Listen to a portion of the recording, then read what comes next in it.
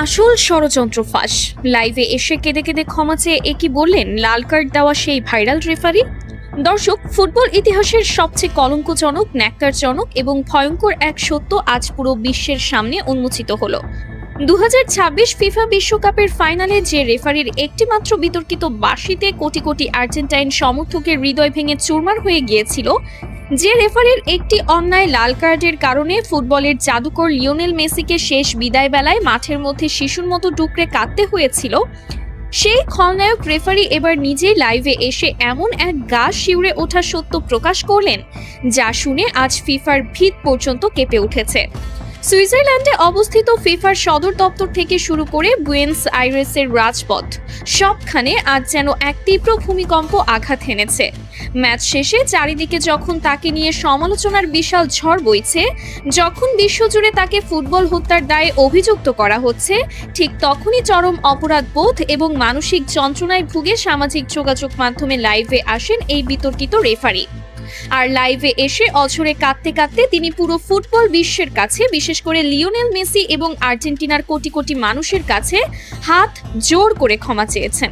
তার চোখ মুখ ছিল আতঙ্কে ভরা, চুলগুলো উস্কো খুস্কো এবং কণ্ঠ ছিল কান্নায় রুদ্ধ। তিনি যা বলেছেন তা কোনো সাধারণ ভুল বা আক্ষেপ নয়, বরং এটি ফুটবল ইতিহাসের সবচেয়ে বড়, সবচেয়ে ঘৃণ্য এক দুর্নীতির পরিষ্কার স্বীকারোক্তি। রেফারি সরাসরি ক্যামেরার দিকে তাকিয়ে বুক ফাটা কান্নার সাথে বলেন, আমাকে ক্ষমা করে দিন, আমি যা করেছি তার জন্য আমি সারা জীবন নরক যন্ত্রণা ভোগ করব, কিন্তু বিশ্বাস করুন আমি নিরুপায় ছিলাম। আমাকে ওপর থেকে কঠোর নির্দেশ দেওয়া ছিল যেভাবেই হোক স্পেনকে ম্যাচ জেতাতে হবে, আমি শুধু সেই নির্দেশ পালন করেছি মাত্র। রেফারির এই একটি মাত্র বাক্য মুহূর্তের মধ্যেই পুরো বিশ্ব মিডিয়ায় দাবানলের মতো ছড়িয়ে পড়ে। সারা বিশ্বের ফুটবল বোদ্ধা থেকে শুরু করে সাধারণ ভক্তরা রীতিমতো স্তব্ধ হয়ে যান। তিনি আরো ভয়ঙ্কর সব গোপন তথ্য ফাঁস করে বলেন, ম্যাচের আগের রাতেই আমার হোটেল রুমে থাকা ল্যান্ডলাইনে একটি গোপন কল আসে। আমি ফোন তুলতেই ফিফার ভেতরের একটি শক্তিশালী সিন্ডিকেট এবং আন্ডারওয়ার্ল্ডের বেটিং মাফিয়াদের এক শীর্ষ কর্মকর্তা আমাকে পরিষ্কার ভাষায় হুমকি দেন। তিনি বলেন, যদি স্পেন এই ম্যাচ না জেতে তবে আমার রেফারিং ক্যারিয়ার চিরতরে শেষ করে দেওয়া হবে। শুধু তাই নয়, তারা আমার স্ত্রী এবং সন্তানদের ঠিকানার কথা হুবহু উল্লেখ করে তাদের জীবনের ওপরও বড়সড় ক্ষতি করার হুমকি দিয়েছিল। আমাকে পরিষ্কার ভাষায় বলা হয়েছিল, যদি তুমি কাল মাঠে আমাদের কথা মতো কাজ না করো তবে তোমার পরিবারের লাশও কেউ খুঁজে পাবে না। ইউরোপিয়ান ফুটবলের ওই কালো টাকার সিন্ডিকেট কোনোভাবেই মেনে নিতে পারছিল না যে লাতিন আমেরিকার একটি দল টানা দুবার বিশ্বকাপ নিয়ে যাবে। আমাকে বলা হয়েছিল যে কোনো মূল্যে, যে কোনো অজুহাতে আর্জেন্টিনার খেলোয়াড়দের চাপে রাখতে হবে, তাদের স্বাভাবিক খেলা নষ্ট করে দিতে হবে। কান্নায় ভেঙে পড়ে এই রেফারি আরও বলেন, ম্যাচের বয়স যখন 93 মিনিট, এনজো ফার্নান্ডেজ যখন সামান্য একটি বল দখলের লড়াইয়ে ফাউল করেছিল, তখন আমার কানে ইয়ারপিসে ওপর থেকে সরাসরি নির্দেশ আসে, এটাই সুযোগ, আর দেরি করো না, ওকে সরাসরি লাল কার্ড দিয়ে মাঠ থেকে বের করে দাও। আমি নিজে মাঠে দাঁড়িয়ে অত্যন্ত কাছ থেকে দেখেছি, ওটা কোনোভাবেই লাল কার্ড দেওয়ার মতো অপরাধ ছিল না। আমি চেয়েছিলাম অন্তত VAR চেক করতে, কিন্তু আমাকে এয়ারপিসে VAR দেখতেও কঠোরভাবে নিষেধ করা হয়। যখন আমি পকেট থেকে লাল কার্ডটি বের করছিলাম তখন আমার হাত থরথর করে কাঁপছিল। এনজো যখন অবাক দৃষ্টিতে আমার দিকে তাকিয়েছিল তখন আমার মনে হচ্ছিল আমি মাটির নিচে মিশে যাই। 10 জনের আর্জেন্টিনা যখন বীরের মতো লড়ছিল, ডি পল আর ম্যাক অ্যালিস্টাররা যখন নিজেদের শরীরের শেষ রক্তবিন্দু দিয়ে স্পেনের একের পর এক আক্রমণ ঠেকাচ্ছিল, তখন আমি নিজেই ভেতর থেকে কুরে কুরে খাচ্ছিলাম। আমি স্পেনের অনেক বড় বড় ফাউল ইচ্ছা করেই এড়িয়ে গেছি, কারণ আমার ওপর নির্দেশ ছিল প্রতিটা 50-50 ডিসিশন স্পেনের পক্ষে দেওয়ার। অতিরিক্ত সময়ে যখন স্পেনের ফেরান তোরেস গোলটি করলো, তখন স্টেডিয়ামের স্প্যানিশ ভক্তরা উল্লাস করলেও আমার বুকের ভেতরটা অপরাধবোধে ভিন্ন হয়ে যাচ্ছিল। চরম আক্ষেপের সুরে রেফারি আরও বলেন, ম্যাচ শেষে যখন দেখলাম লিওনেল মেসি মাঠের মধ্যে বসে শিশুর মতো কাঁদছে, লিয়ান্ড্রো পারদেস রাগে ফেটে পড়ে হাতাহাতি করছে, এনজো ড্রেসিং রুমে বসে হাহাকার করছে, তখন আমার মনে হচ্ছিল আমি যেন একজন খুনির চেয়েও অধম। আমি ফুটবলের ঈশ্বরকে কাঁদিয়েছি। মেসি যখন শূন্য দৃষ্টিতে আমার দিকে তাকিয়ে মাঠ ছাড়ছিল, ওই চাহনি আমার বুকে তীরের মতো বিঁধেছে। গত কয়েক রাত আমি এক মুহূর্তের জন্য দু চোখের পাতা এক করতে পারিনি। চোখ বন্ধ করলেই আমি মেসির সেই কান্নার দৃশ্য দেখতে পাচ্ছিলাম। এনজো ফার্নান্ডেস যখন লাইভে এসে কাঁদছিল এবং বলছিল যে সে কোনো ফাউল করেনি, তখন আমার বিবেক আমাকে বিষাক্ত সাপের মতো দংশন করছিল। জীবনের ঝুঁকি নিয়ে রেফারি সবার সামনে আকুতি জানিয়ে বলেন, আমি জানি এই সত্যিটা বলার পর আমার ক্যারিয়ার আজ থেকেই শেষ হয়ে যাবে।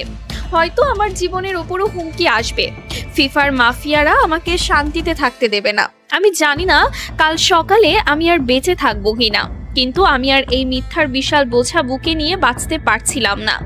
আমি মরার আগে আমার বিবেককে পরিষ্কার করতে চেয়েছিলাম। ফিফার ভেতরের ওই সিন্ডিকেট চেয়েছিল যেভাবেই হোক এই বিশ্বকাপটা যেন লাতিন আমেরিকার হাতে না গিয়ে ইউরোপের হাতেই যায়। আর তাদের সেই নোংরা ও জঘন্য ছকের খুঁটি হিসেবে আমাকে ব্যবহার করা হয়েছে। আমি আন্তর্জাতিক পুলিশের কাছে আমার এবং আমার পরিবারের নিরাপত্তা ভিক্ষা চাইছি।